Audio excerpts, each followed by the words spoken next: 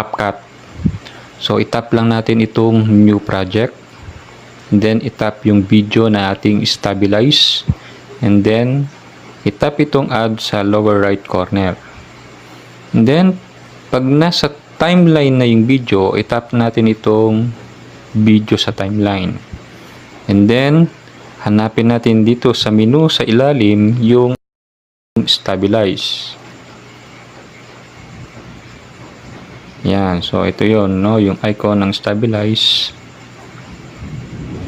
And then makikita natin dito is yung minimal cropping, recommended at most stable. So isagad natin sa most stable, and then itap itong check.